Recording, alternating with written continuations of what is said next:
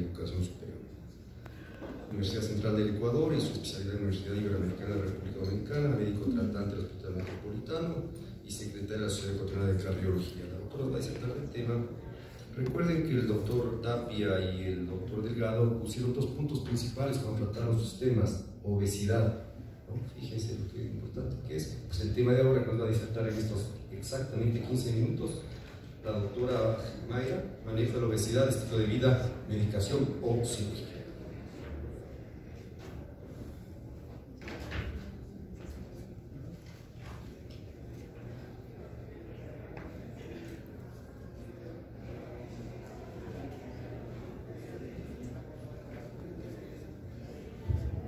Buenos días, muchas gracias por la invitación. Bueno, por el tiempo vamos a empezar. Lo importante cuando nosotros hablamos de obesidad es realmente determinar si existe un tratamiento que nos pueda ayudar a disminuir la mortalidad y la morbilidad de los pacientes obesos, ¿sí? Es claro que a pesar de todos los tratamientos que tenemos en la actualidad y cómo se ha ido aumentando estas terapias, aún así tenemos una pandemia inminente que no se controla con las medidas actuales, modificaciones del estilo de vida, ni cirugía bariátrica, ni los medicamentos disponibles. Es decir, hasta la actualidad la obesidad nos va ganando. Este es un estudio que se presentó en el Congreso Europeo de Cardiología este año, que es el estudio PURE, en donde se quiso ver los factores de riesgo modificables con relación a la enfermedad cardiovascular y la mortalidad en más de 155,000 pacientes en 21 países. La causa de muerte a nivel mundial, como ustedes lo pueden ver aquí, es la enfermedad cardiovascular. Y la segunda causa de muerte a nivel mundial, digamos así, es el cáncer, tanto en países de altos ingresos, medianos ingresos y pocos ingresos. Ahora, cuando nosotros queremos ver cuáles son estos factores de riesgo modificables que explican el 70% de la enfermedad cardiovascular, vamos a ver que dentro de ellos se encuentra la obesidad abdominal, la diabetes, la dieta pobre, entre otros. Es decir, si la obesidad o el sobrepeso vienen a ser factores importantes para determinar mortalidad por enfermedad cardiovascular a nivel mundial.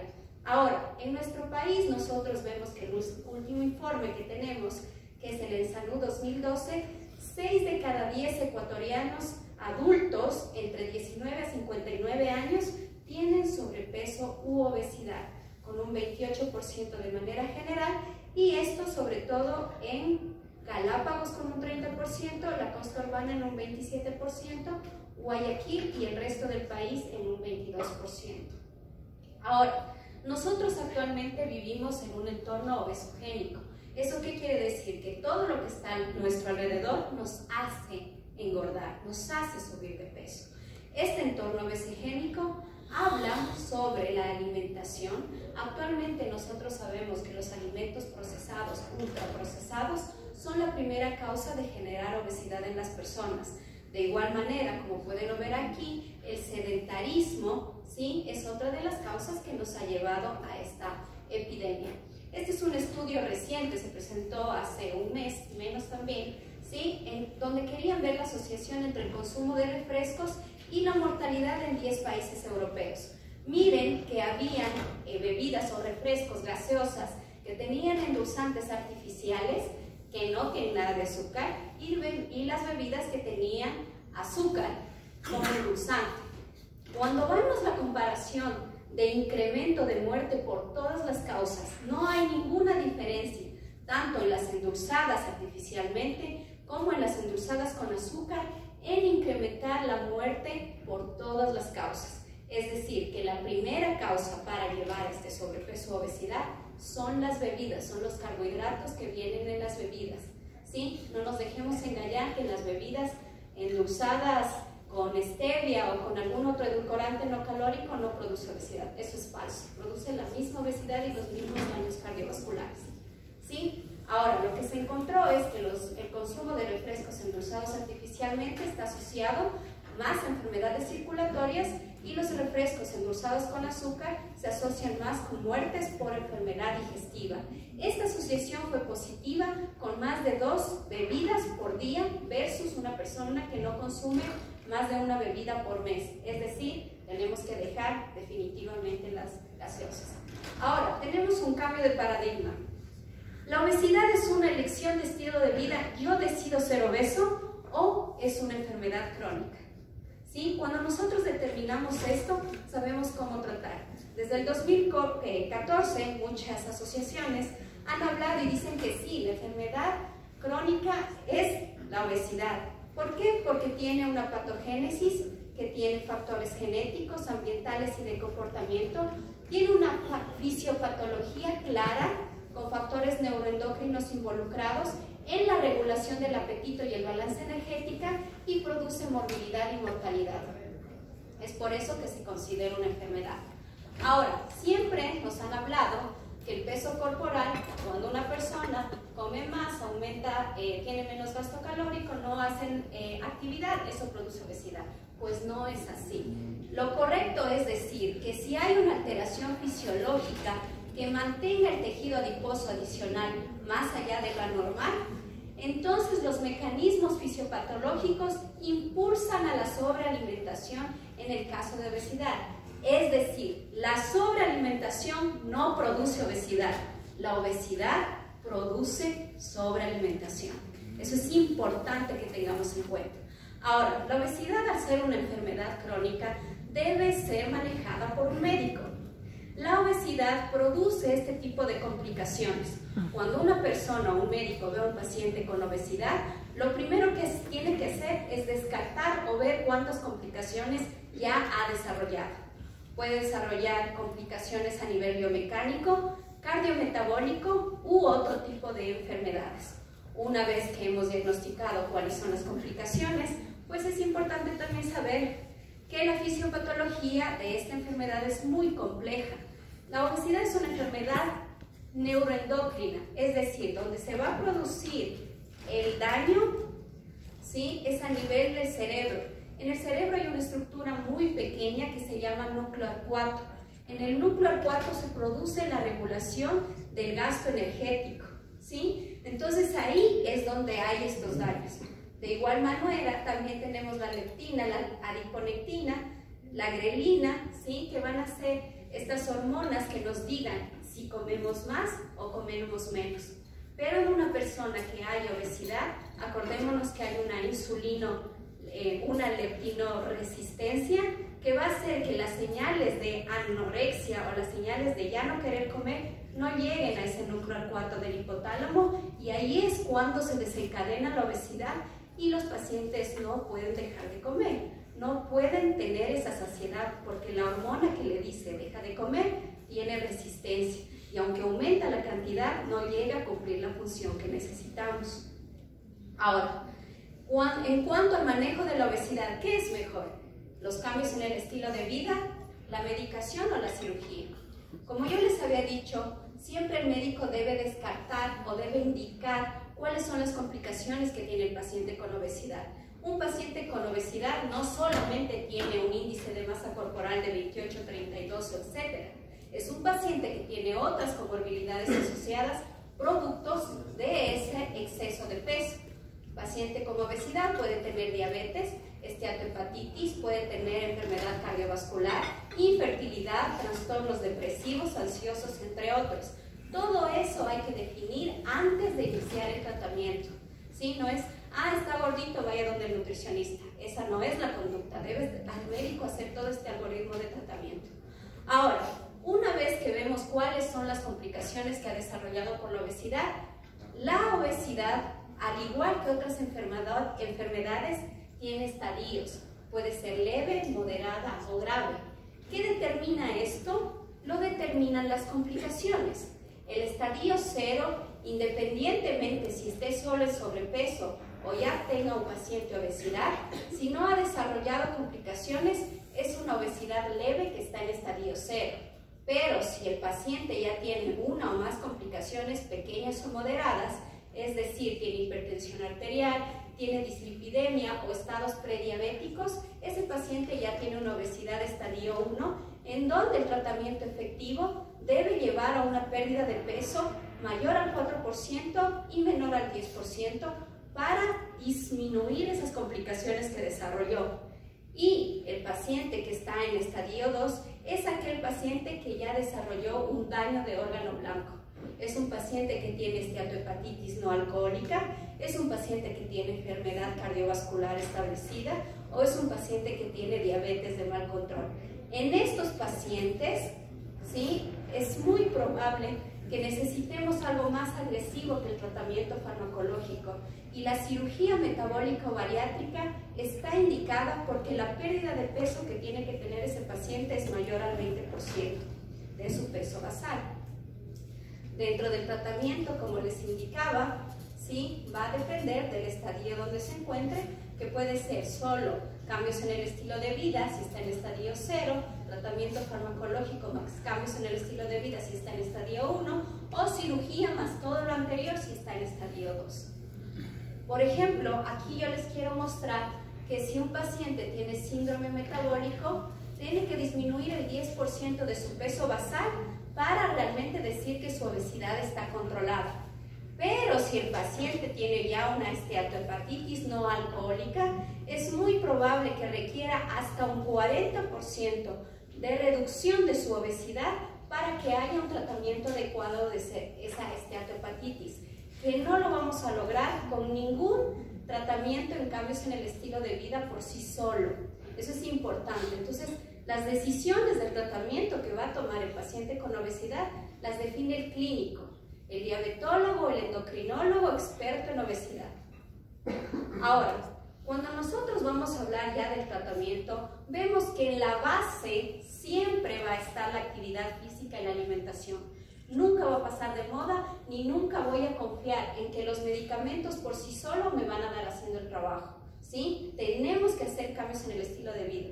Todos los médicos especialistas tenemos que tener conocimientos tanto en prescripción de ejercicio como en alimentación saludable para nuestros pacientes.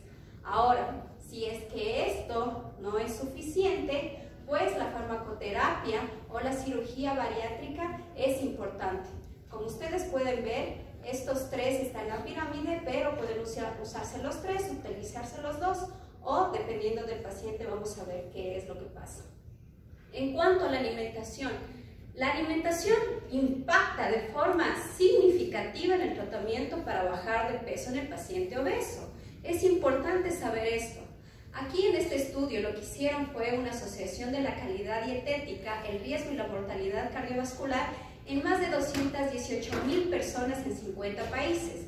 Lo que ellos querían demostrar es que en las personas con riesgo o ver el riesgo de mortalidad y eventos cardiovasculares mayores con el score de la dieta Pure. Entonces lo que ellos hicieron fue decir que cada alimento lo puntuaban. Entre más alto daba la puntuación del score, quería decir que era un alimento saludable. Entre más bajo, era poco saludable. Cuando ustedes ven esto, realmente yo digo, wow, hay que alimentar bien a nuestros pacientes. Miren, en cuanto a mortalidad total, entre más alto es el score de la dieta, menos mortalidad total tiene el paciente. Y entre mayor puntaje, nuevamente, los riesgos en desenlaces cardiovasculares mayores es menor. Es decir, si nosotros damos una alimentación adecuada a nuestro paciente, impactamos de forma importante en mortalidad y enfermedad cardiovascular, que es la primera causa de muerte del paciente con obesidad. De igual manera, en nuestros otros dos estudios vemos lo mismo, impacto en la mortalidad total y en los desenlaces cardiovasculares mayores. Finalmente, este estudio lo que demostró es que los hidratos de carbono deben ser menores al 55% dentro de una dieta cardio-saludable. Las grasas deben estar en un promedio de 28% y las proteínas en un 18%. ¿Sí? Eso en cuanto a alimentación.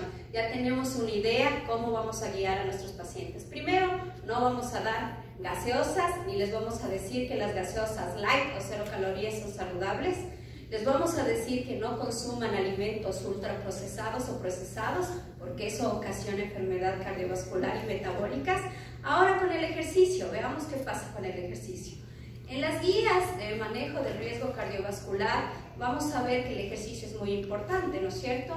En este estudio, que fue el que hizo que decidan ellos que 75 minutos por la semana era adecuado para un paciente con actividad física, el estudio demostró que 75 minutos a la semana, pero de marcha rápida, no es que vaya a caminar 45 minutos, de marcha rápida, incrementa 1.8 años de vida y mayor a 450 minutos por semana de marcha rápida, haya una ganancia de 4.5 años de vida. Ahora, no solo eso, el ejercicio es dosis dependiente. Entre más ejercicio yo haga, mejores resultados voy a tener. Aquí podemos observar que en una semana, entre más horas de ejercicio moderado a de gran esfuerzo a una persona, el riesgo relativo de mortalidad por cualquier causa disminuye. Y en este otro estudio que querían ver, en cambio, ¿sí? Este es un conjunto de más de 4 estudios donde querían ver la asociación entre factores genéticos, estilo de vida y susceptibilidad de enfermedad genética. Lo que ellos demostraron fue que aquellas personas que tenían antecedentes familiares de hipertensión, diabetes, enfermedad coronaria, que hacían ejercicio de forma regular, desaparecía el riesgo de desarrollar la enfermedad. Es decir, el ejercicio es tan bueno que aunque nosotros vengamos malos de fábrica, si hacemos ejercicio va a hacer que no desarrollemos esas enfermedades a las que tenemos predisposición.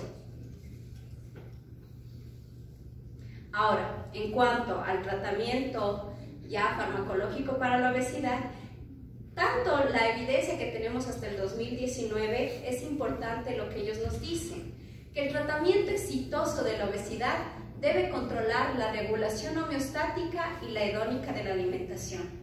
Cuando yo hablo de fisiopatología de la obesidad, como yo les decía, hay un daño en el núcleo acuático, eso es fisiológico, o sea, es un daño real, ¿sí? Donde no hay hormonas, pero también la obesidad produce un efecto adictivo, como la drogadicción, ¿sí? Entonces la gente tiene esa adicción a gustos de alimentos, sobre todo de los procesados y los ultraprocesados. Un minuto, doctora. Ya, eso va a hacer que la persona desarrolle esa adicción por alimentos específicos y haya un daño.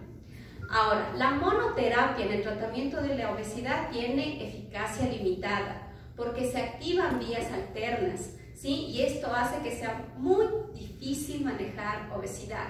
Ahora, cuando nosotros comparamos los diferentes medicamentos que tenemos a nivel mundial para el tratamiento de la obesidad, yo quiero que miren esto, ¿sí? Que la monoterapia no hace que haya una disminución tan alta de peso, solo son, en el mejor de los casos puede llegar a 5 kilos, pero donde yo veo impacto en disminución de peso es con tratamientos combinados. Ahí sí puedo ver una disminución de 3 hasta 15 kilos. Sin embargo, estos tratamientos hay que tomarlos con mucha precaución porque pueden llevar a otros desenlaces psicológicos malos.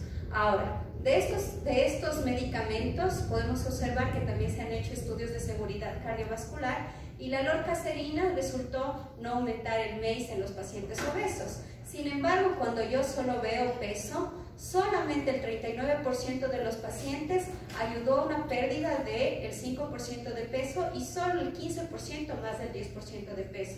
Es decir, lo que yo voy a disminuir en peso dándole un tratamiento farmacológico a mi paciente va a ser no de más allá de 4 a 5 kilos. Y eso hay que decirle al paciente, porque muchas veces le dice, tiene índice de masa corporal de 34, tiene que disminuir 20 kilos para llegar a su peso ideal. Eso tenemos que sacarnos de la mente. No hay peso ideal. El peso que evita desarrollar complicaciones por obesidad, ese es el peso que tiene que tener en su paciente. O si usted ya le hizo toda la lista de complicaciones, tiene 3 o 4 y bajando 3 kilos disminuyó 2 de las 4, eso es significativo para el paciente, ¿sí? Lo que para una persona 4 kilos puede ser nada, para otra persona los mismos 4 kilos puede significar como haber bajado 20 kilos, ¿sí? Eso es importante. Y ya para terminar, la cirugía bariátrica y la cirugía metabólica.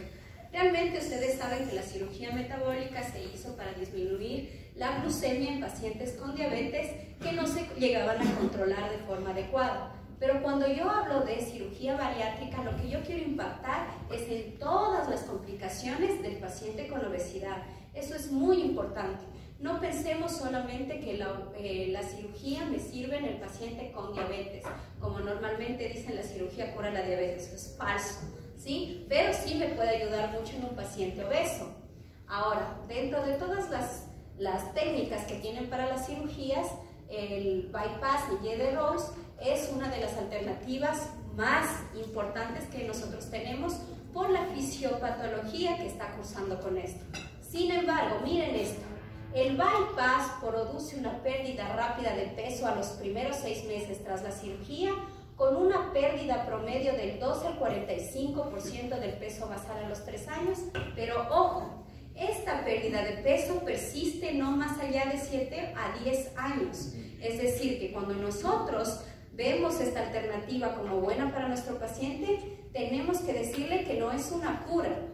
Es probable que baje rápido de peso, pero si no sigue con el grupo que le cogió al principio, el grupo multidisciplinario para manejo de obesidad, es muy probable que a los 5 o 7 años nuevamente haya ganado un peso importante y sus complicaciones por obesidad las haya nuevamente o se presenten de nueva vez. Es decir, tampoco es un tratamiento definitivo y tampoco es un tratamiento que ha venido a revolucionar el manejo de la obesidad. Nos ayuda, sí, pero no es la panacea. Y ya también es importante saber que la cirugía, el bypass, es mucho mejor en desenlaces como hipertensión, diabetes, dislipidemias, que las mangas gástricas. Le sobrepasa de sobremanera y aquí podemos ver en cambio cómo la cirugía bariátrica disminuye las enfermedades macrovasculares. Y aquí es la importancia de la cirugía bariátrica en manejo de obesidad. ¿Se acuerdan que yo les decía que la obesidad en el estadio 3 o severo era cuando ya producía daños de órgano blanco? Ahí la cirugía bariátrica es importantísima porque me ayuda a disminuir más del 25% del peso basal y eso significa que voy a evitar que mi paciente vuelva a tener enfermedad cardiovascular si es que ya tuvo previamente un infarto, por ejemplo, o si es que tuvo esteatohepatitis no alcohólica avanzada, evitar a que desarrolle cirrosis, por ejemplo. Entonces ahí se impacta muy bien la cirugía bariátrica. Esto es algo que yo creé, de acuerdo a toda la evidencia que hay, de cómo debería ser tratado un paciente con obesidad. ¿Sí? Primero tenemos que ver el tipo de obesidad. Si un paciente tiene obesidad grado 1, grado 2 o más de 3 de 5 criterios de síndrome metabólico, pero sin daño de órgano blanco, ¿sí? Aunque tenga diabetes y aunque tenga insulinoterapia intensificada, no debe ir a cirugía.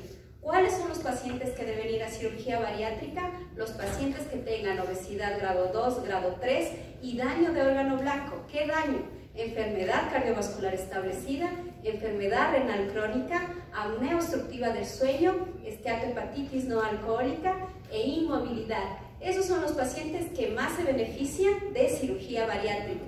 El obeso grado 3 que tenga diabetes, independientemente si no se controla o esté controlada su diabetes. El obeso grado 4, ¿sí? Y el obeso grado 3 con más de 3 de 5 criterios de síndrome metabólico como una manera de prevenir el desarrollo de complicaciones. ¿Sí? Espero que con esto tengamos un poquito más claro de cómo debemos actuar con nuestros pacientes con obesidad y decirles que la obesidad es una enfermedad muy compleja y que debe ser manejada por un grupo de especialistas expertos y que el que comande este tratamiento debe ser un médico clínico, no puede ser ni un cirujano ni una nutricionista, tiene que ser un médico experto en obesidad. Muchas gracias. Gracias, Nora. Nada más, una sola pregunta que quisiera hacer al doctor Tapia con respecto a estas disertaciones, que nos da tiempo también, y nos involucra a todas las especialidades. ¿Cómo es el approach, cómo es la anamnesis que nosotros debemos hacer a un paciente en nuestra consulta?